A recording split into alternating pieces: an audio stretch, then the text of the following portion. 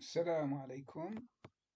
Euh, Correction de l'exercice 4, série 1 du TD, bien TD1, algèbre 1.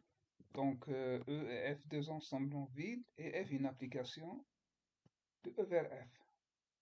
Premièrement, montrons que, quelle que soit la partie A appartient à P de E, quelle que soit B appartient à P de E, alors A est inclus dans B, alors l'image de A est inclue dans l'image de B. Voilà. Supposons que A est inclus dans B. Alors, soit Y appartient à l'image de A, cela veut dire que puisque f est une application, il existe un X appartient à A tel que Y égale à f de X. Or, on a le A est inclus dans B, c'est-à-dire que cet X-là appartient à B, tel que f de X égale à Y. D'où f de A est inclus dans f de B. Voilà la première insertion. Deuxième insertion. Est-ce que la réciproque est vraie? C'est-à-dire que si on a quel que soit B de partie P de E, f de A est inclus dans f de B, attends, A est inclus dans B. La réciproque est non. Et il suffit de prendre, par exemple, f, la paire 0, 1, et f, les 5 de temps 0. Et l'application est constante 0. D'accord? Considérons les parties A0, BA. On a évidemment f de A égale f de B égale à 0, mais A n'est pas inclus dans B. D'accord? Deuxièmement, A et B deux parties de E montrons qu'on a l'égalité pour la réunion en procédant double inclusive, c'est-à-dire par équivalence. C'est-à-dire que je prends un élément de l'image de la réunion B, on va traduire le fait que Y appartient à union B, c'est-à-dire qu'il existe un X appartient à l'union B, tel que Y égale à f de X. Si X appartient à A, alors Y appartient à f de A. Par suite, on a Y appartient à f de A union fb, parce que Y appartient à f de A. Si X appartient à A, alors X appartient à B. Donc Y appartient à f de B. Et par suite, Y appartient à f de A union fb. Si X appartient à B, plutôt. Donc, si X appartient à B, donc voilà.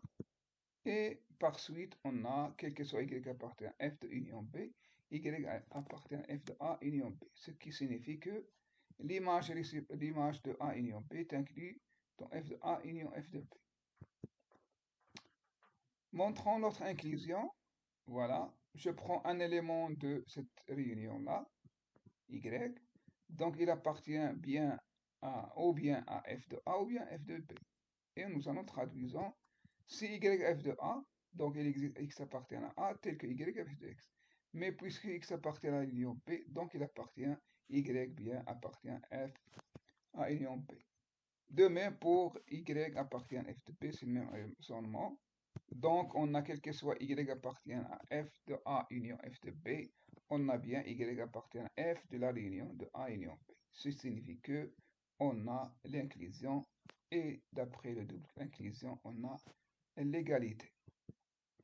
Troisièmement, soit c'est une partie de f, d une partie de f, supposons que c est inclus dans d. Soit x appartient à f moins 1 de c, donc dans l'image réciproque, c'est-à-dire que x appartient à c. Or, on a c inclus dans d, donc f de x appartient à d. Et par suite, on a le x appartient à l'image réciproque de d. Donc, on a montré bien que f de c f moins 1 de c est inclus f moins 1 de d. Voilà, voilà, d'où la conclusion. Soit c et d deux parties de f, on va montrer que x appartient à f moins 1 de c inter d, c'est-à-dire qu'on a l'égalité avec ces deux ensembles. Donc on va procéder par équivalence.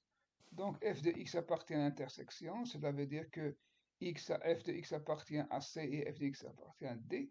Cela veut dire que x appartient à f moins 1 de C et x appartient à f moins 1 de D. Cela signifie que x appartient à l'image réciproque de C inter l'image réciproque de D, d'où la conclusion. D'accord?